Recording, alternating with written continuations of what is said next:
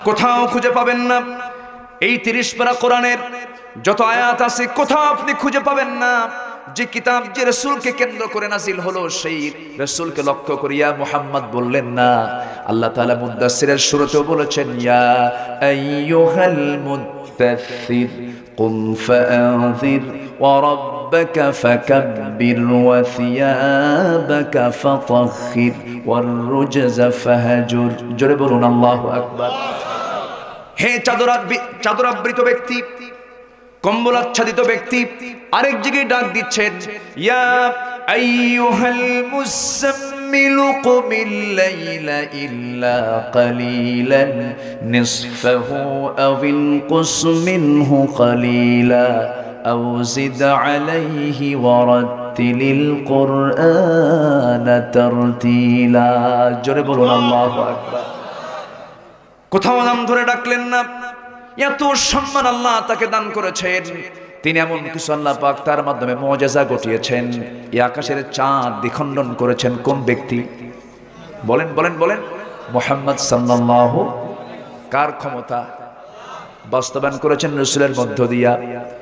নবুয়তের চ্যালেঞ্জ যখন দিয়েছিল, ইন কুনতা নাবিয়ান হাক্কা, তুমি যদি সত্যিকারের নবী হও এই আকাশের চাঁদ একটু দ্বিখণ্ডন করে দেখাও তো। এই প্রশ্ন আবু জেহেলরা করেছিল। এমন প্রশ্ন কি সামঞ্জস্যপূর্ণ প্রশ্ন নাকি? এটা বলেন, এটা কি সাধারণ কোনো প্রশ্ন নাকি? এমন প্রশ্ন নবী ছাড়া যদি অন্য কাউকে করা হয় কিয়ামত পর্যন্ত এটার জবাব কেউ দিতে পারবে নাকি? শুধু যদি একটু ঘুরায় রাসূল বলতেন, আবু জেহেল তুই ভাগ, তুই চন্দ্রটা দ্বিখণ্ডন কর, তোর 14 গোষ্ঠী পারবে নাকি? পারবে না। অযৌক্তিক একটা প্রশ্ন যখন করা হলো, আমার নবীজি চুপ মেরে থাকলেন। চুপ মেরে কোনো জবাব দিচ্ছেন না। জিবরিল আমিন এসে বলছেন, ইয়া রাসূলুল্লাহ কোনো চিন্তা নাই, শুধু নখটা উঁচু করবেন, আকাশের চাঁদ দ্বিখণ্ডন হয়ে যাবে। জোরে বলি সুবহানাল্লাহ। শুধু চাঁদ দ্বিখণ্ডনই হয়নি, আমার রাসূলের যখন জন্ম হয়, রাসূল যখন জন্ম নেন, জন্মের আগেই তো বাপ চলে গেছে। কয় মাস আগে? 6 মাস আগে। আচ্ছা, সন্তান জন্ম নিলে প্রথমেই সবচেয়ে বেশি খুশি হয় মা না বাবা? বাবাই তো খুশি হয়, মা তো হুঁশ নাই। সন্তান ডেলিভারি হওয়ার পরে মেজাজ ঠিক থাকে না, কষ্ট হয়, যন্ত্রণা হয়। কিন্তু সন্তানটা যখন বাবার কোলে আসে, বাবাটা খুব খুশি হয়। সন্তান হওয়ার সঙ্গে সঙ্গেই আমিনার কান্নার থামে না, চোখের পানি গড়ে গড়ে পড়ে। তার কান্না থামে না, অঝরে ঝরায় পানি পড়তেছে। হারে আমার ফুটন্ত চাঁদ আমার গর্ভ থেকে পৃথিবীর জমিনে চলে এলো। সন্তানটা আমি যার কোলে দেব সেই কোলওয়ালা নাই, সেই লোকটা দুনিয়া থেকে বিদায় নিয়েছে। বাচ্চাটাকে কোলেও নিতে পারেন না, কান্নার পরিমাণ বেড়ে যায়। 2 দিন চলে গেছে। 2য় দিন রাত্রিবেলা আবু তালেব একদিন নবীজির নবুয়ত লাভের পর বলছেন, মুহাম্মদ তুমি তো আজকে আল্লাহর পয়গম্বর হয়েছ, কিন্তু আমি তোমার জীবনের শুরুতে জন্মের 2 দিন পরে 2য় রাত্রিতে আমি এমন একটা দৃশ্য দেখেছি, আমার মনে হলো, স্মৃতিচারণ হলো, আমি কি তোমাকে বলবো নাকি? হ্যাঁ চাচা আপনি আমাকে বলেন। বলতেছে, মুহাম্মদ আমি তোমাকে নিজের চোখে দেখেছি, তোমাকে দেখতে এলাম 2য় রাত্রিতে। তোমার মা খুব কান্নাকাটি করতেছে, তোমার কাছে নাই তোমার মা, তুমি একাকী শুয়ে আছো। তোমার মা তোমাকে খোলা আকাশের চাঁদের নিচে শুয়ে রেখেছে, কেউ তোমার পাশে নাই। আমি তোমাকে দেখতে এসে দেখলাম তুমি একাকী শুয়ে আছো, তোমার মা পাশে বসে বসে কান্দে। তোমার সামনে আমি দাঁড়ালাম, সেই সময় নিজের চোখে দেখেছি আকাশের যে চাঁদ, সেই চাঁদটা ডান দিকে ছিল। আমি যখন লক্ষ্য করলাম তুমি বাম দিকে তাকিয়ে আছো, ডান দিকে থাকা চাঁদটা লাফ মেরে তোমার চোখের সামনে হাজির হয়ে গেছে। যখন তুমি ডান দিকে তাকাও, চাঁদ আবার ডান দিকে লাফ মেরে চলে যায়। তোমার সুন্দর 2টি হাত দিয়ে যখন তোমার হাতটা দিয়ে যখন চাঁদের দিকে তাকায় নিচের দিকে টেনে আনো, চাঁদটা তোমার চোখের কাছে চলে আসে। আমি কি ভুল দেখেছি না সঠিক দেখেছি? রাসূল মুস্কি হাসি মেরে বললেন, চাচা আমার বাপ তো ছিল না, আমার মার মনটা খারাপ, আমার সঙ্গে টাইমটা দেবে কে? আমার সঙ্গে খেলবে কে? আমাকে টাইমটা কে দেবে? আমার আল্লাহ সেই জন্য প্রতি রাত চাঁদটাকে আমার জন্য খেলনা বানিয়ে দিয়েছিলেন। জোরে বলুন সুবহানাল্লাহ। সেই রাসূল হচ্ছেন আমার রাসূল। সেই রাসূলকে আল্লাহ নিজে মুহাম্মদ বলে ডাকেন না। আর আমার দেশের কিছু কুলাঙ্গার গালি দাও, জিহ্বা টেনে ছিড়বো আমরা। এরকম কিছু কুলাঙ্গার আছে না নাই? আসতে বলবেন না, আছে না নাই? আছে। বাপকে গালি দেবা সহ্য হবে, আমাকে গালি দাও তাও সহ্য হবে, আমার ভাইকে গালি দাও সহ্য হবে, রাসূলকে গালি দিবা, রাসূলকে গালি দিবা, সহ্য হবে না। অবশ্যই এদের বিরুদ্ধে প্রতিবাদের ঝড় তোলার দরকার আছে না নাই?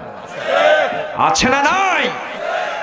আজ পর্যন্ত কয়েক ডজন নাস্তিক রাসূলকে নিয়ে বাজে কথা বলেছে, কোনো কঠিন শাস্তি কি হয়েছে? আসতে বলবেন না হয়েছে? হয় নাই, হবেও না, এদের দ্বারা হবে না, সম্ভব না। সম্মানিত ভাইয়েরা, তবে হ্যাঁ, আসবে একদিন যেদিন ইসলামের বিরুদ্ধে কেউ বিরুদ্ধচারণ করতে পারবে না। আসবে না? আসতে কোন কোন আসবে না? জোরে বলি ইনশাআল্লাহ, আরো জোরে বলি ইনশাআল্লাহ। আসবে একদিন, হতাশ হওয়া যাবে না, নিরাশ হওয়া যাবে না। হয়তো আমি আজকে ভাবতেছি যেন সব হেরে গেলাম, না, আমি আপনি থাকবো না। ইসলাম ছিল, আছে, থাকবে।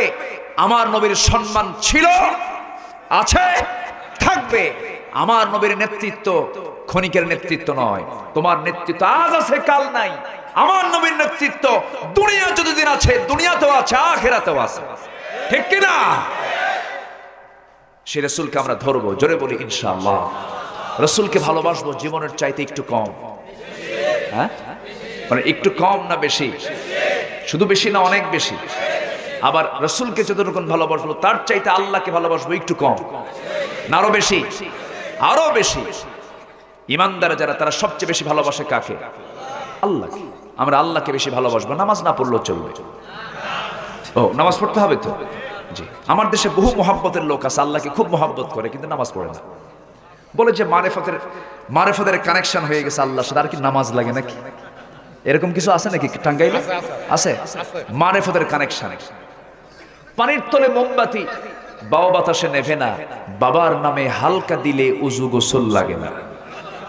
মোল্লা মুন্সি নামাজ পড়ে, মারেফত তো বুঝে না, বাবার নামে হালকা দিলে সতর ঢাকন লাগে না। যেরকম নাউজুবিল্লাহ। খাজা দিল কর তাজা, ইসমে জালাল গাজার কলকি খাওয়া হালাল। যেরকম নাউজুবিল্লাহ। এই সমস্ত ইবলিসের কিছু পাঠশালা আমার দেশে আছে না নাই? আছে না নাই? আছে, এদের সংখ্যাও কম না। এরা বলে গাজা নাকি বেহেশতের গাছ। জোরে বলি নাউজুবিল্লাহ। গাজা খেয়ে হয়ে যায় রাজা, প্রতি টানে তৃপ্তি আনে। বিড়ি খাওয়া তো সুন্নতে মুআক্কাদা। হ্যাঁ, বিড়ি আমার দেশে কম খায় না বেশি খায়? কত পার্সেন্ট খায়? হ্যাঁ, না, এত না হবে না, এত হবে না, তবে 80% হবে। 70 থেকে 80 হবে মনে হয়। কারণ গ্রামের দিকে একটু জরিপ করে দেখেন না, এত কিছু কিছু চাচা 80 বছর বয়স, টান দেখে মনে হয় 16 বছর। আছে না নাই? যখন টান দেয় মানে যৌবনের শক্তি ফিরে পেয়েছে চাচা, এরকম আছে না নাই? কি টান মারে। আমি বরিশাল থেকে গত বছর আসতেছিলাম, ভোলা থেকে বরিশাল, ফেরিতে পার হচ্ছে গাড়ি করে। এক চাচা দেখি টুলে বসে নদীর পানির ঢেউ দেখছে আর বিড়ি টানছে। বললাম, চাচা এত বছর বয়স হলে এখনো টানাটানি বন্ধ করেন? বাবা বুঝবা না, বিড়ি উন্নতির সিঁড়ি। দেখেন কি ফতুয়া আজম, ফতুয়া দিয়ে দিল। তো আমরা এই সমস্ত নেশাকে বর্জন করব, জোরে বলি ইনশাআল্লাহ। এই নবীর উম্মত হয়ে যদি বিড়ি খাই, এটা কেমন লজ্জার কথা বলেন তো? কত লজ্জার কথা। আমরা এই নবীর উম্মত, যে নবী কোনোদিন নেশার ধারে যান নাই, কোন স্মোকিং কোন নবীর জীবনে ছিল না, আমরা ওই স্মোকিং এ যাব না। জোরে বলি ইনশাআল্লাহ, জোরে বলি ইনশাআল্লাহ। এমন স্মোকারও আছেন খুব টেনশন করে, আল্লাহ হুজুর আপনারা যে কবরের ওয়াজ করেন কিয়ামত পর্যন্ত শুয়ে থাকতে হবে, এত লম্বা টাইম কাটাবো কেমনে? 2-1 প্যাকেট কি বিড়ি পাওয়া যাবে না? মানে ওর টাইম পার করতে রাজি আছে কিন্তু বিড়ি দিতে হবে। জোরে বলি নাউজুবিল্লাহ। এগুলোর ধারে পাশে আমরা যাব না। নামাজি হব, নামাজের সঙ্গে দুর্গন্ধের কোনো সম্পর্ক। নামাজ আগে না ওযু আগে? ওযু মানে কি কোনো দুর্গন্ধ থাকা যাবে? ওযু মানে কোনো নাপাকি থাকা যাবে? ওযু মানে কোনো ভাইরাস থাকা যাবে? ওযু মানে কোনো করোনা থাকা যাবে? যাবে না। করোনা তো একটা ভাইরাস কেবল আসলো, অসংখ্য ভাইরাস চোখ মুখ নাকের সামনে দিয়ে ঘুরে ফিরে বেড়ায়, আছে না নাই? আচ্ছা, এগুলোর জন্য কি দরকার বলেন? কি দরকার? ওযু দরকার। ওযু করা কি বলেন? ওযু করা নফল নাকি এলাকা? ওযু করা কি ফরজ? তাহলে ওযু করা ফরজ, তাহাজ্জুদ নামাজ পড়া কি? হ্যাঁ, তাহাজ্জুদ নামাজ পড়া কি নফল? বলেন বলেন, তাহাজ্জুদ নামাজ পড়া কি? ফজর নামাজ পড়া কি ফরজ? আচ্ছা, ফজর নামাজ পড়া ফরজ, ওযু করা ফরজ। তাহাজ্জুদ নামাজ পড়া নফল, কিন্তু তাহাজ্জুদ নামাজের জন্য ওযু করা কি? তাহলে ওযুর সর্বক্ষণের জন্য কি ফরজ। তাহলে পবিত্রতাটা কত গুরুত্বপূর্ণ। নামাজ নফল, নামাজে দাঁড়াতেই ওযু কি ফরজ। আল্লাহ পাক এই হুকুমটা দিয়েছেন কেন জানেন? নাপাকি থেকে দূরে থাকো, রোগ থেকে দূরে থাকো। যার নামাজ আছে, যার ওযু আছে, যার কোরআন তেলাওয়াত আছে, জটিল কোন রোগ তার শরীরে বাসা বাঁধবে না। আলহামদুলিল্লাহ বলেন। আমার ভাইয়েরা, সেই সূরা মুদ্দাসসির থেকে কথা বলছিলাম। সূরা মুদ্দাসসিরের আমি শেষের দিকে 41 থেকে আমি 46 পর্যন্ত 5টা আয়াত তেলাওয়াত করেছি। এই 5টা আয়াতের উপরে একটু কথা বলার চেষ্টা করব খুব সংক্ষিপ্ত করে। সূরা মুদ্দাসসির, সূরার নাম কি বলেন? মুদ্দাসসির। মুদ্দাসসির কাকে বোঝানো হয়েছে? রাসূলকে বোঝানো হয়েছে। সকল পাপের মূল উৎস কয়টা? 3টা বলছি। 1 নম্বর অহংকার করা, আরো 2টা আছে, একটু ব্যাখ্যার দিকে যাব। এই যুবক যাও কই? মা ফি মুশকিলা? ফি মুশকিলা? কোনো প্রবলেম? বসো, বসতে হবে, যেতে দেব না তো। পালাবেন কোথায়? রাগ করতেছেন নাকি? রাগ করতেছেন? কোনো যাওয়া যাওয়াই নেই, একটু বসেন। খুব চাপচুপ মারলে একটু শক্ত করে বসেন না। খুব যদি প্রবলেম হয় তাহলে একটু একটা নখ উঁচা করবেন, আর যদি বেশি প্রবলেম হয় 2 নখ উঁচা করবেন। দয়া করে 3 নখ কেউ দেখাবেন না, বিড়ির টানে যেন কেউ যায় না। সম্মানিত ভাইয়েরা, একটু বসেন। যুবকরা একটু বসো। যুবকদের দাম ইসলামে সবচেয়ে কম না বেশি? যুবকের জন্য রাসূল নিজের গায়ের চাদর খুলে দিয়েছেন। এক যুবক সামনে দাঁড়ায় আছে, বসার জায়গা পায় না।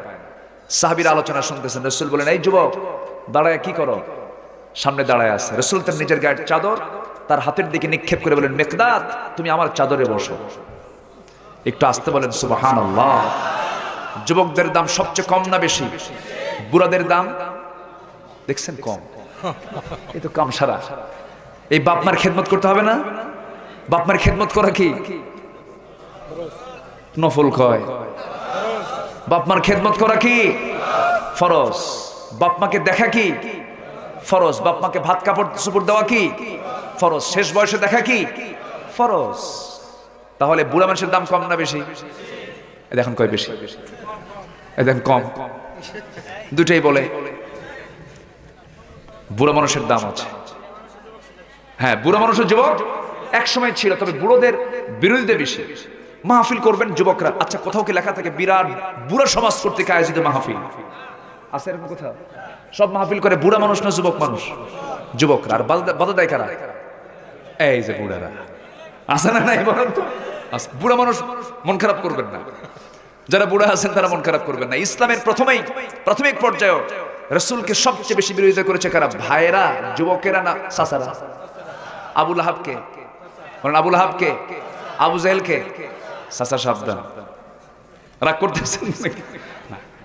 আবার বুড়া মানুষ যখন পাকা চুল নিয়ে, যখন পাকা দাড়ি নিয়ে, যখন সেজদায় পড়ে কান্দে, 2টা হাত তুলে কান্দে, যখন বলে আল্লাহ আমারে মাফ কইরা দাও, এরকম করে যখন অস্পষ্ট করে মুখে যখন উচ্চারণ আসে না, বলে আল্লাহ বলেন, বান্দারে তোর কথা অস্পষ্ট হয়ে গেছে, তুই বুড়া হয়ে গেছিস, তোর চুল দাড়িগুলো পেকে গেছে, তোর দোয়াটা কবুল না করলে আমি আল্লাহ আমার লজ্জা হয়, আমি তোকে মাফ করে দিলাম। আমরা আল্লাহর কাছে সর্বক্ষণ মাফ চেয়ে নেব।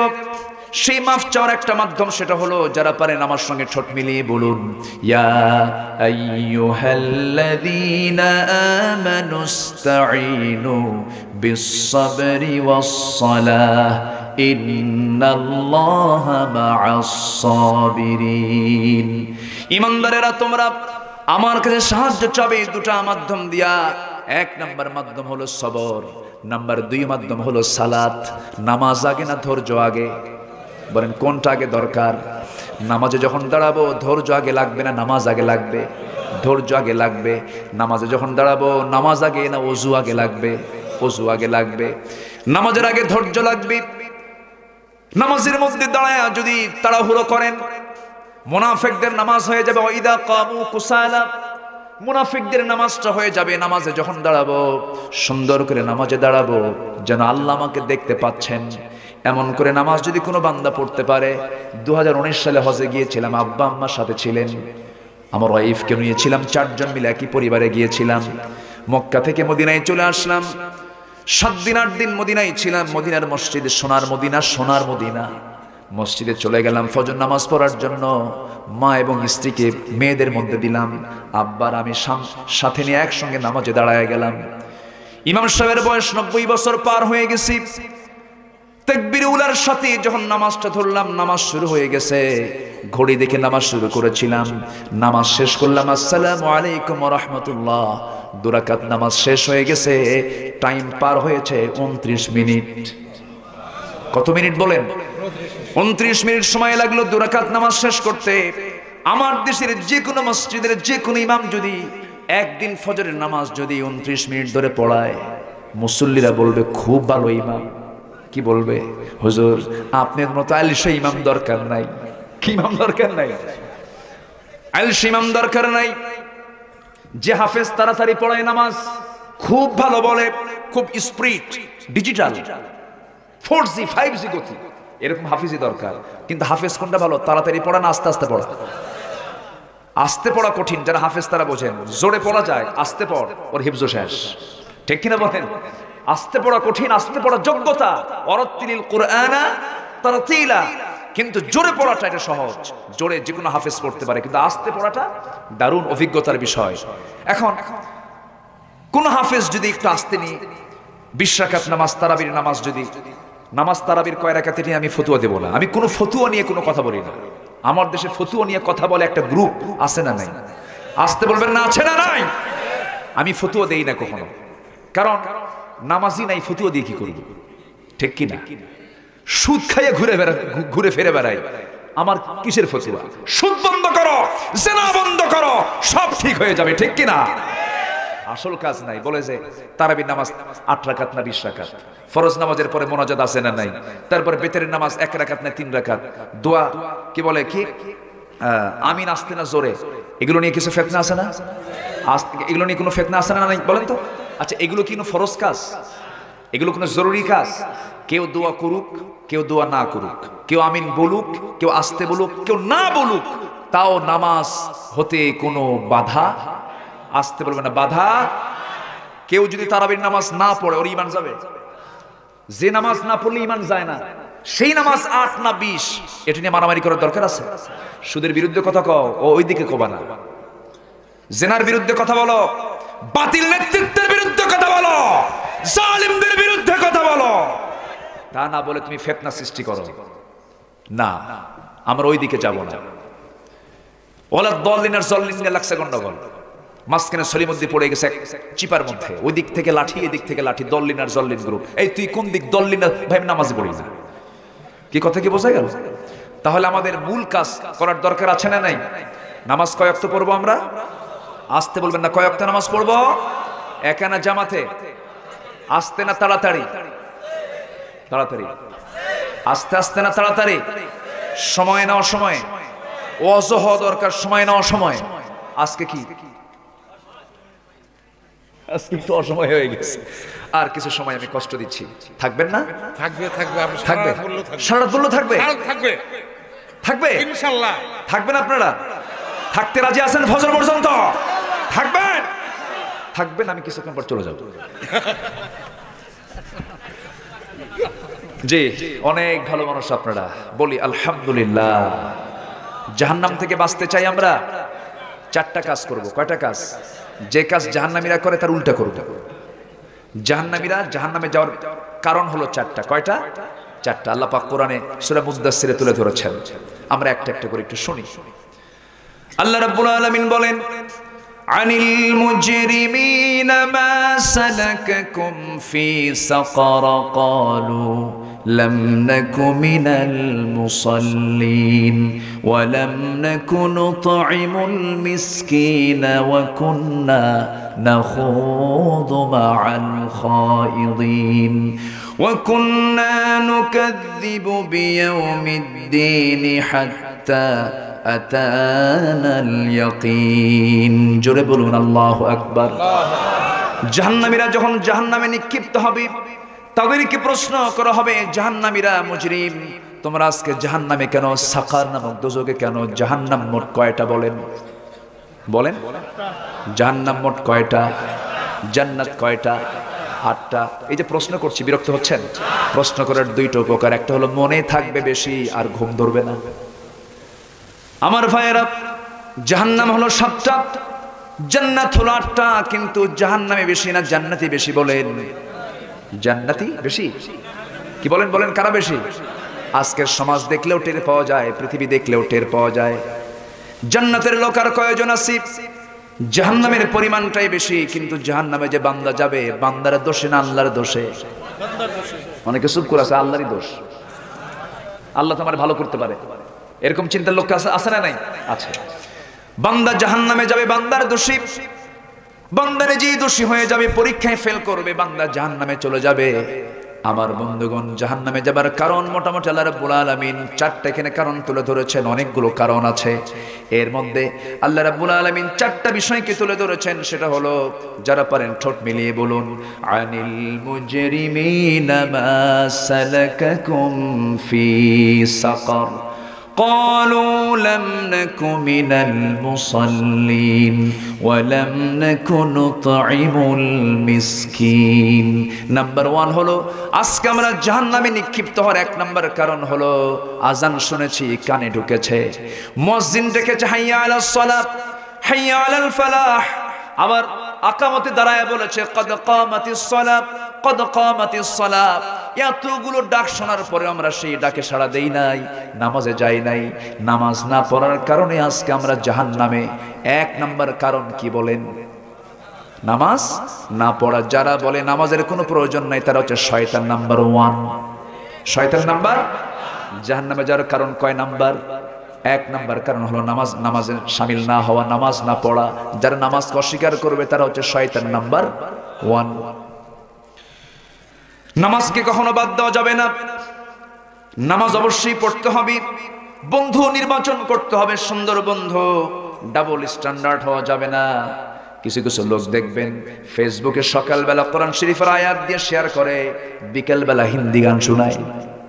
আছে না নাই? আছে না? সকালবেলা কোরআন তেলাওয়াত, বিকেলবেলা হিন্দি গান। আবার মসজিদে জামাতে 5 ওয়াক্ত সালাত পড়ে, আবার বিকেলবেলা গার্লফ্রেন্ড নিয়ে ঘোরাফেরাও করে। আছে না নাই? বলেন। এমন নামাজি জান্নাতি না জাহান্নামী? জাহান্নামী হয়ে যাবে। হিজাব পরে নিজেকে পর্দানশীল মনে করে, আবার যখন গানের সময় আসে গানের তালে নাচে, এমন মহিলা মনে হয় বাংলার জমিনে নাই। রমজান মাস আসে, মাথায় হিজাব চলে আসে, পরনে বোরকা চলে আসে। রমজান যখন চলে যায়, ঈদের মার্কেটে চলে গেল উলঙ্গ হয়া, এরকম মনে হয় বাংলার জমিন এমন নারী নাই। রোজা রেখেছে, রোজা রেখে ঈদের মার্কেট করতে গেলে বোরকার প্রয়োজন আছে না নাই? বলেন। সাথে একজন মুহরিম পুরুষের প্রয়োজন আছে না নাই? বরঞ্চ স্বামীকে নেয় না, একাকেই চলে গেছে মার্কেটে ঢং ঢং করে। মার্কেটে আজকে যদি আমরা হিসাব করি, মার্কেটে পুরুষ বেশি না মহিলা বেশি? হ্যাঁ, টাঙ্গাইলে মহিলা বেশি। হ্যাঁ, ভালো, বরকত। হ্যাঁ, মহিলাই যায়। পুরুষরা কয় যে শোনো, তোমার পছন্দ তোমারই, যাও। ছেলে একটা নবজাতক বলা চলে, 1 বছর বয়স, ছোট্ট বাচ্চা, দুধ খায়, হেরে থুইয়া চলে যায় মার্কেটে ঢং ঢং করে। স্বামীকে ডাক দেয়, লিটন। আসে না নাই? বলেন তো।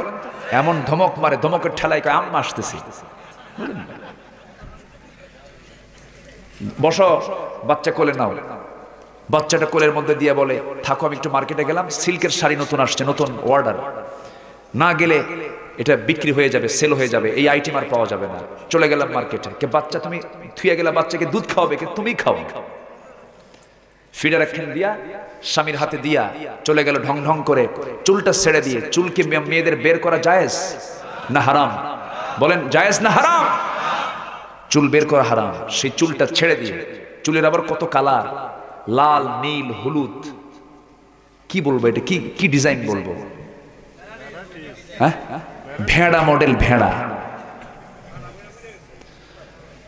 আল্লাহ চুল দিয়েছেন কালো, কালো কেশ হবে, সুন্দর চুল হবে, লম্বা ছেড়ে দেবে, কাটবে না। মেয়েদের চুল কাটাও জায়েজ নাই, ঠিক না? সেই চুলগুলো কেটে কুটে, মানে আল্লাহ চুল দিয়ে ভুল করছে মনে হয় না? সেই চুলগুলোকে উস্কো খুস্কো বানায়া বিভিন্ন কালার করে, এটা সৌন্দর্যের বিকৃতি করা ইসলামে জায়েজ নাই। ভুরু প্লাক মেয়েরা আছে নাকি মাহফিলে? আছে, মেয়েদের বলা দরকার। এই যে ভুরু প্লাক, এটা সম্পূর্ণ হারাম। প্লাক করতে করতে ভুরুই আউট, আছে না নাই বলেন তো? আছে। এই ভুরুটা দিয়েছেন আল্লাহ পাক চোখের হেফাজতের জন্য। এটা হচ্ছে চোখের বারান্দা, সূর্যের রশ্মি যেন না লাগে চোখে। এবং এরকমও আছে, এমন কিছু চুল আছে সূক্ষ্ম, সেই চুলটা যদি কাটা পড়ে যায় অথবা টানে যদি ছিঁড়ে যায়, তোমার চোখের জ্যোতি নষ্ট হয়ে যাবে। আমার কথা কি বোঝা গেল? আর সেই চুলটা তুলে তুমি বুঝাচ্ছ যে আমার সৌন্দর্য আমি ডিসপ্লে করছি, সম্পূর্ণ রং আইডিয়া। মা, এগুলো করবেন না, এগুলো হারাম। এগুলো কি হারাম? এগুলো করা যাবে না। চলে গেল 3 পিস পরে অর্ধলগ্ন হয়ে দোকানদারের সামনে গিয়ে বলছে, ভাইয়া একটা শাড়ি দেখানো যাবে কি? মানে এমন সুন্দর বাংলা উচ্চারণ, মানে সহি মাখরাজ আছে না নাই বলেন তো? হ্যাঁ, মানে স্বামীর সামনে এরকম সুন্দর করে কথা বলে কোনোদিন গন্ডগোল লাগবে না, কোনোদিন গন্ডগোল লাগবে না। এত সুন্দর করে কথা বললে স্বামীর সামনে ঝাঁকি মেরে কথা বলে, সংসার তোমার সঙ্গে করতেছি, তোমার 14 গোষ্ঠীর কপাল ভালো। এরকম মহিলা মনে হয় টাঙ্গাইলে নাই। স্বামীর সামনে ঝাঁকি মেরে কথা ঠিকই বলে, আবার চেহারা যদি একটু ভালো হয় তার তো কোনো কথাই নাই। চলে গেল ঢং ঢং করে দোকানদারের সামনে গিয়া, ভাইয়া শাড়ি দেখানো যাবে কি? দোকানদারও কম না, এমন সুন্দর মাখরাজ, ও তো পাগলা হয়ে গেছে। শাড়ি একখান বের করে নিজের গায়ে লটকা দিয়া বলে, আপা এই শাড়ি কিন্তু আপনাকে দারুণ মানাবে। ওটা আরেক বদমাইশ, আছে না নাই বলেন তো? তাহলে এটা কি ব্যবসা হলো না জেনা হলো? বলেন, ব্যবসা হলো না জেনা হলো? জেনা হয়ে গেল। এটা করা যাবে না মা, দোকানদার ভাইয়েরা, এগুলো করা যাবে না। আপনার হারাম হয়ে গেল, হারাম হয়ে গেল আপনার জন্য। এগুলো খেয়াল করতে হবে। মা, স্বামী আপনার একটু কালো হয়েছে, গালমন্দ করবেন না। আপনার স্বামীটা কালো বানিয়েছেন কোন কারিগর? আসতে কে? আপনার স্বামীকে আপনি কালো বলছেন, আপনি কারিগরকে দোষ দিচ্ছেন, আল্লাহকে আপনি দোষ দিচ্ছেন। বউটা একটু কালো হয়েছে আপনার, বউটা কালো দেখে মাঝে মাঝে খোটা মারেন, আমার কপাল ভালো না রে, রিপনের বউ কত সুন্দর, আমার বউটা কি নসিবে আসছে। এরকম কিছু পোড়া কপাল যুবক আছে না নাই? আসতে বলবেন না, আছে না নাই? আমার মা খুব খুশি, হুজুর আমাদের শুধু কইয়েন না, ওদেরও কিছু কর, আমাদেরও সমস্যা আছে। স্বামী যদি একটু কালো হয় মা, মন খারাপ করবেন না, যা জুটেছে বলতে হবে আলহামদুলিল্লাহ। এক সাহাবী খুব কালো, বিয়ে হয় না, খুব কালো, বিয়ে হচ্ছে না। অনেক মেয়ে দেখেন কেউ পছন্দ করে না, নবীর কাছে এসে বলে, ইয়া রাসূলুল্লাহ যৌবন হয়ে গেছে আমার, বিয়ের সময় হয়ে যাচ্ছে, বিয়েটা করবো কোনদিন হুজুর? কেউ তো বিয়ে দেয় না। রাসূল বললেন, বিয়ে করবা? হ্যাঁ, অবশ্যই তোমার পাত্রী রেডি আছে, তোমার বিয়ে হয়ে যাবে, হুজুর তাড়াতাড়ি ব্যবস্থা করেন। সুবহানাল্লাহ বলবেন না?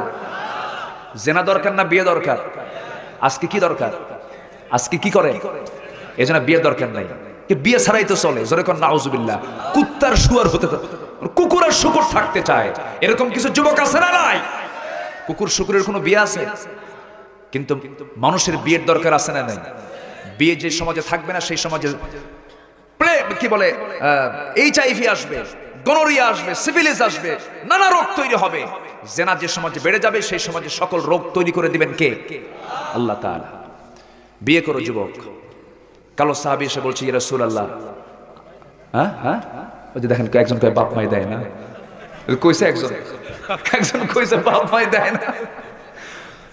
এটাও তো দোষ, বাপ মারও দোষ, আছে না নাই বলেন তো? আছে না নাই?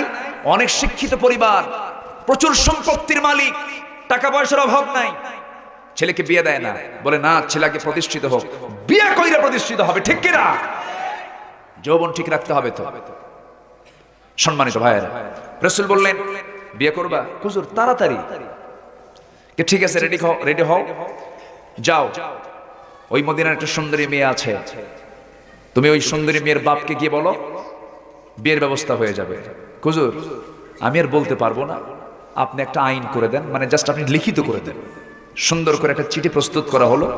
আমার রাসূল সুন্দর করে চিঠি প্রস্তুত করে বললেন, যাও। সাদ আল আসওয়াদ আস-সুলাইমি ওই সাহাবীর নাম।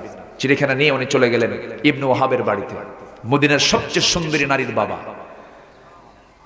নিয়ে বলতেছে, ইবনে ওয়াহাব এই যে চিঠি পড়ো, তাড়াতাড়ি ব্যবস্থা করো। সুবহানাল্লাহ বলবেন না? চিঠির দাম আছে না নাই? চিঠি লিখেছেন মুহাম্মদ সাল্লাল্লাহু, তার পক্ষ থেকে চিঠি এসেছে, রিসালাতুন আযীমা, সম্মানজনক চিঠি। চিঠিটা পড়েই ইবনে ওয়াহাব আশ্চর্য হয়ে গেলেন, মনে মনে চিন্তা করতেন, আরে রাসূল শুধু রাসূল না, রাসূল তো আমার মেয়েটা নিয়েও ভাবেন। তিনি সামাজিক একজন ব্যক্তিত্ব সম্পন্ন মানুষ, ঘটকের দরকার আছে না নাই? নামটু ঘটক, হ্যাঁ, মৃত্যু ঘটক, ঘটকালির তো প্রয়োজন আছে। আমার রাসূল ঘটকও ছিলেন। মিথ্যা কথা বলে কখনো এগুলো চাপানো যাবে না। ছেলে তো বিয়ের জন্য এক পায়ে খাড়া, মানে ঠ্যাং নাই, আছে না এরকম? আছে না?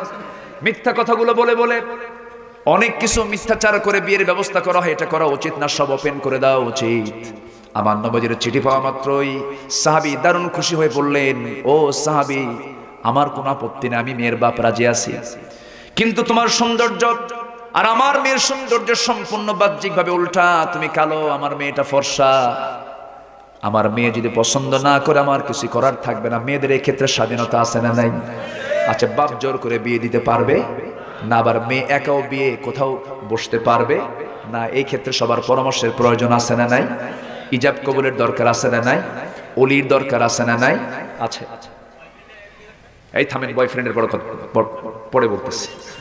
আমার ভাইয়েরা, আমার বন্ধুগণ, আমার রাসূল যখন এই কথা বলে দিলেন, সাহাবী চিঠিখানা পেয়ে দারুণ আশ্চর্য হয়ে রাজি হয়ে গেলেন। কিন্তু বললেন, আমার মেয়েটাকে আগে বলি দেখি, আমার মেয়েটা কি বলে। মেয়ের কাছে গিয়ে যখন বলতেছেন, মা, নবীজি প্রস্তাব দিয়েছেন, কিন্তু ছেলেটা কালো। মেয়েটা কান্দে, কাঁদতে কাঁদতে অস্থির হয়ে যাচ্ছে। বাপের ভুল ধারণা হয়ে গেল। বাপ বলতেছে, মা, মনে হয় তোমার পছন্দ হয় নাই, আমি বিয়ে দেব না। এবার মেয়েটা বলছে, বাবা, বুঝতে ভুল করেছো, এই জাগতিক জীবনে আমারও যদি কোনো বিয়ে হয়, আমার নবীর পছন্দ করা সেই কালো ছেলেটাই আমার একমাত্র স্বামী হবে। যেরকম সুবহানাল্লাহ। তাদের কাছে চেহারা আগে না তাকওয়া আগে? তাকওয়াটা আগে ছিল। এখন কি আগে বলেন? এখন টাকা। যাক, আরেকটা জিনিস প্লাস হয়েছে। আমার ভাইয়েরা, আচ্ছা, এগুলো কথা কি বলার দরকার আছে না? আচ্ছা, আমার মায়েরা একটু কান লাগান। বিয়েটা হয়ে যাবে, মেয়েটাও রাজি, ছেলের বাপও রাজি। এবার বাপ এসে বলছে, ও ছেলে, ও সাদ আল আসওয়াদ সুলাইমি, আমার মেয়েটা রাজি হয়ে গেছে। আনন্দ দেখে কে দৌড় মেরে মেরে চলে গেছেন নবীর দরবারে, গিয়ে বলছেন, ইয়া রাসূলুল্লাহ, সব রাজি হয়ে গেছে। কে? মেয়ে রাজি, মেয়ের বাপ রাজি, আমিও রাজি, তাড়াতাড়ি বিয়ে দিয়ে দেন। রাসূল বললেন, বিয়েতে দেব, কিন্তু টাকা ছাড়া তো বিয়ে করা যাবে না। টাকা লাগবে মেয়ে পক্ষের না ছেলে পক্ষের? কিন্তু আজকের সমাজে লাগে ছেলে পক্ষের না মেয়ে পক্ষের। সোজা না উল্টা? মানে সোজা না উল্টা? উল্টা হয়ে গেছে। যেটা লাগবে ছেলের সেটা লেগে যায় আজকে মেয়ের। আজকের সমাজে যদি পর্দা থাকতো, পরিবেশ থাকতো, ইসলাম থাকতো, একটা মেয়ের বিয়ে হওয়ার সময় একটা পয়সা মেয়ের বাবার খরচ করা লাগতো না। বাজারে যে জিনিস আমদানি বেশি হয় সে জিনিসের দাম বাড়ে না কমে? কমে যায়। কিন্তু যে জিনিস খরচে পাওয়া যায় না, সংকট সৃষ্টি হয়ে গেছে, তার দামটা বেড়ে যায়। আজকে বাজারে সবচাইতে বেশি মহিলা মানুষ কম না বেশি? আজকে মানে মহিলা মানুষ কম না বেশি? তাদের গায়ে কোনো কাপড় চোপড় আছে নাকি? কোনো কাপড় চোপড় থাকা লাগে না। যত কাপড় কম তত আধুনিক, যত কাপড় কম তত কি আধুনিক। এবং তাদের লজ্জা শরমটাও দিন দিন কমে গেছে। সব মাকে বলবো না, যে সমস্ত মাদের মধ্যে সমস্যা তাদেরকে বলছে, মন খারাপ করা যাবে না মা। আজ থেকে 20 বছর আগে মুরব্বী গ্রামের কোনো রাস্তায় যখন আমরা হাঁটতাম, কোনো মহিলা যদি কোনো পুরুষকে দেখতো, ওই যে ঘোমটা দিত, ওই যে শাড়িটা দিয়ে আস্তে করে ঢাকতো, ওই যে দাঁড়ায়া থাকতো, একটা পুরুষের ছায়া পর্যন্ত পাড়াতো না। আজকের মেয়েদের মধ্যে তা আছে নাকি? সব তো শিক্ষিতা। এমন অবস্থা, সামনে বুড়া কি যুবক কে থাকলো, বুক উঁচু করে মাথার চুল ছেড়ে দিয়ে হাঁটতেছে, ডন কেয়ার। ঠিক আছে না? কোনো পাত্তা নাই। মা, এগুলো আপনার নারীর বৈশিষ্ট্যের মধ্যে পড়ে যায় না, এগুলো করা যাবে না। আমার মায়েরা দেখুন, ওই সাহাবী যখন বিয়ের প্রস্তাব দিচ্ছেন, রাসূল বলছেন, না, তোমার টাকার প্রয়োজন, টাকা ছাড়া বিয়ে করবা কেমন হুজুর? টাকার দায়িত্ব আমাকে দিলে জীবনে আর বিয়ে কিসমতে নাই। রাসূল বলেন, তাহলে কি করবো হুজুর? আপনি যখন সব কিছু করলেন, মেয়ে ঠিক করলেন, বিয়ে ঠিক করে আপনি টাকা দেন, আমি বিয়ে করি। জোরে কোন সুবহানাল্লাহ। আমার নবীজি কত উদার ছিলেন। আমার নবীর সঙ্গে সাহাবীরা কত সুন্দর মিশে যেত, খুব সুন্দর করে মিশে যেত। আমার রাসূল এত উদার ছিলেন, শিশুর সামনে যেতেন শিশু হয়ে যেতেন, যুবকের সামনে যেতেন যুবক হয়ে যেতেন, বউয়ের সামনে যেতেন তিনি সুন্দর স্বামী হয়ে যেতেন। জোরে কোন সুবহানাল্লাহ। আম্মা জান আয়েশা বলেন, আমি নবীর চাইতে দীর্ঘদিনের ছোট, 40 বছরও বেশি সময় ছোট আমি তার, কিন্তু রাসূল যখন আমাকে সময় দিতেন তখন মনে হতো তিনি ইয়াং মানুষ। যখন তিনি একদিন উহুদের ময়দানে রাসূল আমাকে বললেন, আয়েশা যুদ্ধ থেমে গেছে, চলো রাতের বেলা সময় তোমাকে দিতে পারেন, একটু দৌড়ের পাল্লা দেই। দৌড়ের পাল্লা দিলেন। বিশ্বনবী সেই দিনের দৌড়ে হেরে গেলেন। হেরে যাওয়ার পর বলছেন, আয়েশা পারলাম না তোমার সাথে, খুব খুশি হয়ে গেলেন, বউটাকে খুশি করলেন। অনেকদিন পর আম্মা জান আয়েশা বলেন, মদিনার মাটিতে একদিন রাসূল বলছেন, আয়েশা আজকে দৌড়ের পাল্লা দেই। মা আয়েশা বলেন, আমি সেই সময় মোটা হয়ে গিয়েছিলাম, স্থূল হয়ে গিয়েছিলাম, সেই দিনের দৌড়ে আমি নবীর সঙ্গে পারলাম না। নবীজি ফার্স্ট হলেন। ফার্স্ট হয়ে আমার দিকে মুখ ঘোরায় মুসকে মুসকে হাসি মেরে বললেন, আয়েশা ওই যে হারাইছিল আজকে জিতাইয়া তার জবাব দিলাম। জোরে কোন সুবহানাল্লাহ। সেই প্রেম হবে অন্যের বউয়ের সাথে না, নিজের বউয়ের সাথে। নিজের বউয়ের সাথে প্রেমটা করতে হবে, মোহাব্বত বাড়াতে হবে। নবীজি ঘরের মধ্যে আসলে স্বামী ছেলেদের সামনে আসলে পরে শিশু হয়ে যেতেন, নানার সামনে নাতির সামনে গেলে পরে নানা হয়ে যেতেন। হোসেনের নাম কে না জানেন? হোসেন রাদিয়াল্লাহু তাআলা যখন দুনিয়া থেকে বিদায় নেবেন, নির্মম পাশবিকভাবে তাকে দুনিয়া থেকে বিদায় করা হয়েছে। সেই হোসেন যখন 7-8 বছরের বাচ্চা, রাসূল তার সঙ্গে এত সুন্দর সময় দিয়েছেন। রাসূল বলছেন, তোমরা যদি জান্নাতের যুবকদের সর্দার দেখতে চাও, আমার দুইটা নাতির দিকে তাকাও, সাইয়্যিদুশ শাবাবি আহলিল জান্নাহ হাসান ওয়াল হুসাইন রাদিয়াল্লাহু আনহুমা। জোরে করে সুবহানাল্লাহ। নবীজির রক্ত মাঝে মাঝে রাসূলকে হারায়া দিতেন। হুসাইন খুবই প্রত্যুৎপন্ন মতিত্বের, উপস্থিত বুদ্ধির একদম সেরা ছিলেন হুসাইন রাদিয়াল্লাহু তাআলা, তাকে কেউ ঠকাতে পারত না। আল্লাহু আকবার বলেন। একদিন কোন এক সকালবেলা মসজিদে নববীতে দরজায় দাঁড়ানো এক সাহাবী, হুসাইন ভিতরে ঢুকবেন, হঠাৎ করে ওই সাহাবী বলতেছে, হুসাইন তুমি কোথায় যাবে? নানার সঙ্গে দেখা করতে যাব। না, এখন পাস নাই, এখন যেতে দেওয়া যাবে না। কেন? রাসূল এখন গুরুত্বপূর্ণ বক্তব্য দিচ্ছেন। চোখ এরকম রাঙ্গায় বলতেছে, এই চাচা, নবীজির সাহাবী, আমাকে যেতে বাধা দাও। আমি কে তুমি চেনো আমাকে? আমার পরিচয়টা কি আমাকে তুমি চেনো? সাহাবী তো থমকে দাঁড়াইছে, কি আল্লাহ কি যে কয়। বলতেছে, তোমরা যে নবীর কথা বসে বসে শোনো, সেই নবীর চাইতে আমি হুসাইন অনেক বড়, 1000 গুণে বড়। টাইম নাই, ছেড়ে দে তাড়াতাড়ি। দরজা খুলে দিচ্ছে, ভিতরে ঢুকে গেছেন। ভিতরে ঢুকে নবীর পাশে গিয়ে আস্তে করে মাথা নিচু করে মন মড়া হয়ে দাঁড়ায় আছে। আমার নবীজির বক্তব্য বন্ধ হয়ে গেছে। হোসাইনের মুখ বন্ধ, হোসেনের মুখ খারাপ, হোসাইনের মুখটা মরা, নবীর আলোচনা বন্ধ হয়ে গেছে। রাসূল বলছে, না না, তোমার মুখ মরা কেন? মুখে হাসি নাই কেন? বলছে, না না, আমার কি কোনো দাম নাই, ইজ্জত নাই? সুবহানাল্লাহ বলবেন না? আমাকে কি বেইজ্জত করা মানায়? আমার দাম কি কিছুই নাই? কে না না, তোমার কে কি কইছে? তাড়াতাড়ি কও, বিচার করে দিচ্ছি। কে না না, বিচার করতে হবে না। আমি তোমাকে একটা কথা বলতে চাই, কি আমি তোমার চেয়ে ছোট না বড়? রাসূল বললেন, তুমি আমার চাইতে বয়সে ছোট, তুমি আমার নাতি, আমি তোমার নানা, আমি আল্লাহর রাসূল, আমি তো তোমার বড়ই হবে, এটাই স্বাভাবিক। না না না, এটা বুঝতে ভুল আপনার, আমি বড়। সুবহানাল্লাহ বলবেন না? সাহাবীরা পিনপতন নীরব হয়ে এই দৃশ্যগুলো অবলোকন করছে। বিশ্বনবী কাকে বলে? বিশ্বমানের চরিত্র যার, বিশ্বনবী তার নাম। আল্লাহু আকবার বলেন। রাসূল বলছেন, না না, ঠিক আছে, তাহলে তুমি আমার চেয়ে কেমনে বড় আমাকে একটু বুঝাও। রাসূল কি ধমক দিলেন? আস্তে রাসূল কি ধমক দিলেন? রাসূল কি তাকে শাসন করলেন? কিচ্ছু বললেন, শাসালেন না? আচ্ছা ঠিক আছে, না না, তুমি কেমন করে বড় আমাকে একটু বুঝাও তো। না না, বুঝাবো, শর্ত আছে। কি? যত সাহাবী তোমার আছে সব সাহাবীকে আজকে আমার সামনে ডাকো, ওদের একটু বুঝাই দিই, আমার খুব ডিস্টার্ব করে না। জোরে কোন সুবহানাল্লাহ। সব ডাকো। সবগুলোকে ডাকছে। ডাকার পরে রাসূল বলছেন, না না, সবাই ডাকছি, এখন কি বলো? কেন না, তুমি একটু শুয়ে পড়ো তো। আমার রাসূলকে শোয়া দিলেন। শোয়া দিয়ে চট করে লাফ মেরে নবীজির বুকের উপরে গিয়ে বসলেন হোসেন রাদিয়াল্লাহু তাআলা আনহু।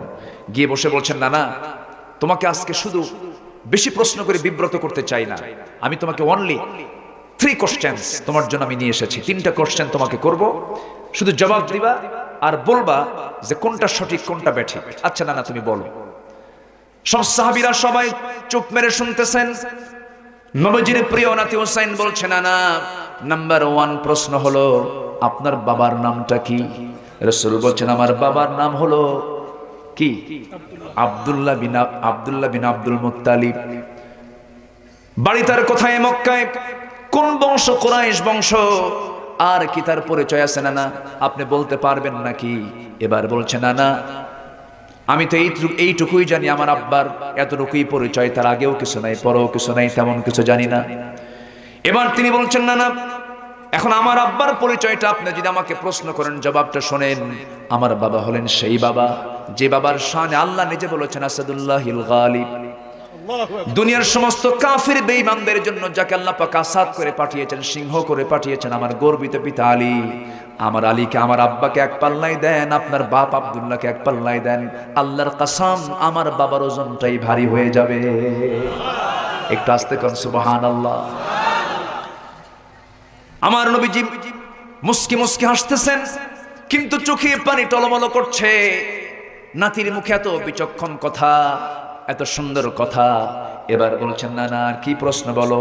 না, তোমার বুকে থাবড়ায় থাবড়ায় বলি। নাম্বার 2 বলো তো তুমি, তোমার মার নামটা কি? আমেনা বিনতে ওয়াহাব, বাড়ি তার কোথায়? মদিনায়। এতটুকুই তার পরিচয় শেষ। কি জানে তার নাম আর কি তার যশ খ্যাতি আছে? কিন্তু না, অবশ্যই তুমি তো জানো আমার মার পরিচয়টা কি, যে মাকে তুমি একদিন না দেখলে তোমার ভালো লাগে না। তুমি নিজেই বলেছো আমার দেহের টুকরা ফাতিমা।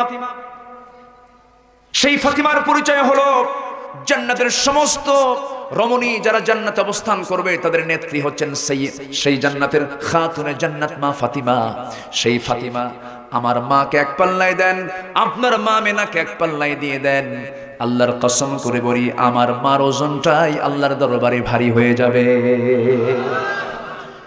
আমার নবী যেবার বলছেন না রে, নাম্বার 3 কি প্রশ্ন তুমি আমাকে বলো? এবার বলছেন না, আপনি বলুন তো আপনার নানার পরিচয়টা কি? ওয়াহাব জোহরি, বাড়ি তার কোথায়? মদিনায়। কি করতেন? ব্যবসায়ী ছিলেন। কে নাম তার? কয়জন নাম তার জানে? তেমন কেউ জানে না।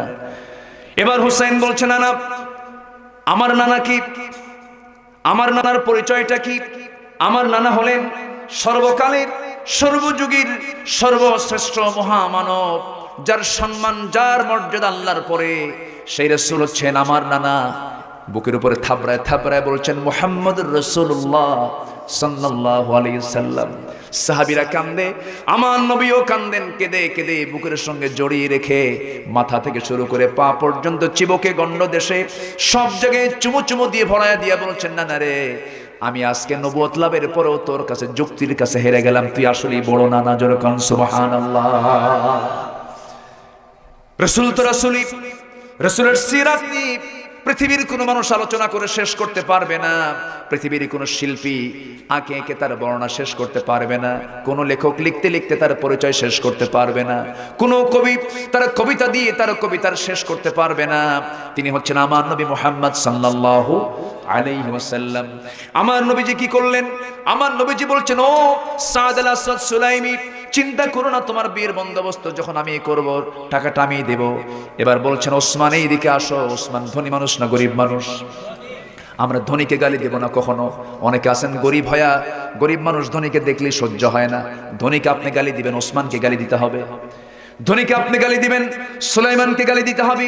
সুলাইমান আলাইহিস সালাতু ওয়াস সালাম এত বড় ধনী ছিলেন, রানী বিলকিস যখন তার দরবারে উপঢৌকন স্বরূপ 6টা স্বর্ণের ইট নিয়ে এসে যখন রাষ্ট্রদূত কর্তৃক যখন আল্লাহর পয়গম্বর সাল্লাল্লাহু আলাইহি ওয়াসাল্লামকে যখন উপহার দেওয়ার জন্য নিয়ে আসতেছিল, এমন সময় 6টা ইট নিয়ে রাষ্ট্রদূত যখন দরবারের মধ্যে ঢুকতে নাই, সেই সময় দেখো এরকম একটা ইট নয়, লক্ষ লক্ষ ইট সুলাইমানের রাজ দরবারের মাটিতে ফেলে দেওয়া। জোরে করে আল্লাহু আকবার। ধনীকে ধনী বলে গালি দেওয়া যাবে না। ধনীর দামও ইসলামে আছে, গরিবের দামও ইসলামে আছে। তবে গরিব বেশি আগে জান্নাতে চলে যাবে। গরিবের দাম, ধনীর দামও আছে না নাই? ধনীর দামটাও আছে। ধনী না হলে আপনি আপনার সম্পদ ব্যয় করবেন কেমনে? ওসমানের সম্পদ দিয়া, খাদিজা রাদিয়াল্লাহু আনহার সম্পদ দিয়া, আবু বকরের সম্পদ দিয়ে ইসলামের কাজ করেছেন মুহাম্মদ সাল্লাল্লাহু আলাইহি ওয়াসাল্লাম। ধনীদের দরকার আছে না নাই? মাহফিল এই মাদ্রাসা চলার জন্য ধনীর দরকার আছে না নাই? আছে। ধনীদেরকে আমরা গালি দেব না। অনেকে ধনীদেরকে এক চেটিয়ে গেলে দেয়, ও তো হবে, ও কি ভালো করে করছে নাকি? মানে হিংসার ঠেলায় ধনী গালি খায় শেষ হয়ে যায়। ধনীর প্রয়োজন আছে না নাই? তাকে বলতে হবে আপনার সম্পদগুলোকে আপনি কাজে লাগান। এবার ধনী প্রয়োজন হয়ে গেল। গরিব সাহাবীর জন্য ধনী সাহাবী ওসমানকে ডাক দিয়ে বলছেন, ওসমান আমাকে তুমি 200 দিরহাম দাও। নোমান তুমি 200 দিরহাম দাও। 200 200 400 দিরহাম আমার নবী হাতের মধ্যে নিয়ে বলছেন সাদ যাও বিয়ের বাজার করে আনো। বিয়ের বাজার করতে গেলেন। বিয়ের বাজার করতে নিয়ে বাজার সম্পূর্ণ শেষ হয়ে গেছে প্রায়। এমন সময় একজন সাহাবী এসে বলছে সাদ তুমি কি জানো জিহাদের ডাক চলে এসেছে, বিয়ে করবে না জিহাদে যাবে? সাহাবী কিছুক্ষণ চক্ষুটা নিচের দিকে রেখে মনে মনে চিন্তা করলেন কি করব, কি করা যায়, জিহাদ আগে না বিয়ে আগে? এবার মনে মনে চিন্তা করছেন বিয়ের পিড়িতে বারবার পর বসার সুযোগ আছে, কিন্তু জিহাদের ডাক আমার কানে আর জীবনে নাও আসতে পারে। এই চিন্তা মাথায় নিয়ে করলেন কি, সঙ্গে সঙ্গে তিনি ওই টাকা দিয়া একটা ঘোড়া একটা তরবারি কিনলেন। নবীর চোখ খড়াল করে জিহাদের ময়দানে ঝাঁপিয়ে পড়লেন। যুদ্ধ করতে গিয়া সাদ শাহাদত বরণ করলেন। শহীদ যখন হয়ে গেলেন, হাত কাটা, পা কাটা, গলা কাটা, দেহ লাশ হয়ে পড়ে আছে। নবীর কানে সংবাদ গেল হুজুর ইয়া রাসূলুল্লাহ সাদ তো দুনিয়াতে বেঁচে নেই। কোন সাদ? যে সাদের বিয়ের কথা গতকালকে ছিল। আমার নবীজি সঙ্গে সঙ্গে দৌড় মেরে তার লাশের সামনে গিয়ে দাঁড়ালেন। চেহারার দিকে তাকায়া কান্নায় ভেঙ্গে পড়েন একবার, আবার মুস্কি মুস্কি হাসেন, আবার কান্দেন, আবার হাসেন। সাহাবীরা বলছেন ইয়া রাসূলুল্লাহ এমন আচরণ কখনো লক্ষ্য করিনি আপনার মুখ থেকে, আপনি এমনটা করছেন কোন, হাসেন কান্দের কারণটা কি? রাসূল বলছেন সাহাবীরা কান্দে এই জন্য আমার সাহাবী দুনিয়ার জিন্দেগিতে একটা স্ত্রী হিসেবে একটা নারীকে গ্রহণ করতে পারল না, এই জন্য আমি কান্দি। সব ব্যবস্থা হয়ে গেল কিন্তু পারল না, কিন্তু আর হাসতেছে আমি এই জন্য আমি আমার নবুয়তি চক্ষু দিয়ে দেখতে পেতেছি আমার সাদের জন্য জান্নাতের হুর আর গেলমানরা তাকে টানাটানি করে বেহেশতের দিকে নিয়ে চলে যেতেছে। জোরে বলে সুবহানাল্লাহ। আমার নবীজি জানাজা সম্পূর্ণ করলেন, সম্পূর্ণ করে বলছেন সাহাবীরা রে আমার সাদ যে বাজার করেছিল, যে ঘোড়া কিনেছিল, যে তরবারি কিনেছিল, সেই ঘোড়ার তরবারি আমার সামনে নিয়ে আসো। নিয়ে আসা হলো। এবার বলা হলো মদিনার সবচেয়ে সুন্দরী নারীকে আমার সামনে হাজির করা হলো। বলছেন হোরে মদিনা, আজকে যদি আমার সাদ বেঁচে থাকতো রে তোর স্বামী হয়ে যেত, তুই বড় ভাগ্যবতী হয়ে যেতি, কিন্তু আজকে সে শাহাদত বরণ করেছে। সে যে বাজার করেছে সেই বাজার করা ঘোড়াটা আর এই তরবারিটা তার স্মৃতিস্বরূপ আমি তোমাকে হাদিয়া স্বরূপ দিয়ে দিলাম। ওই মহিলা সাহাবী এই হাদিয়ার স্বরূপ এটা গ্রহণ করলেন, বাড়ির দিকে রওনা করলেন। আমার মা এই সমস্ত সিরাত থেকে অনেকগুলো শেখার কিছু আছে, এগুলো একটু বোঝার চেষ্টা করবেন, জানার চেষ্টা করবেন। আজান যখন হয়ে যাবে সকল কাজ ফেলে দিয়া বাড়ির কোনায় দাঁড়ায় যাবেন নামাজে। আল্লাহ পাক পুরুষের জামাতে নামাজ পড়ার সমান সওয়াব আপনার আমলনামায় দিয়ে দিবে। আল্লাহ তুমি মাদেরকে কবুল করো। আরো জোরে বলি আল্লাহুম্মা আমিন। জাহান্নামে যাওয়ার কারণ চারটা। কয়টা? শেষ করে দিই আজকে। না আর কতক্ষণ চালাই বলেন তো? আর কিছু না, আর কিছু আলোচনা চলুক, আলোচনা চলুক, বলেন চলুক। হুজুর মরুক, হুজুরও বাঁচুক, হুজুরও বাঁচার দরকার আছে। জি বলি আলহামদুলিল্লাহ। আমি এরকম শ্রোতা খুব কম পাই না তা না, পাই, কিন্তু একটা লোক নড়ে না, একজন মানুষ ওঠে না। আমি মনে হয় টাঙ্গাইলে এটাই প্রথম আমার। আলহামদুলিল্লাহ।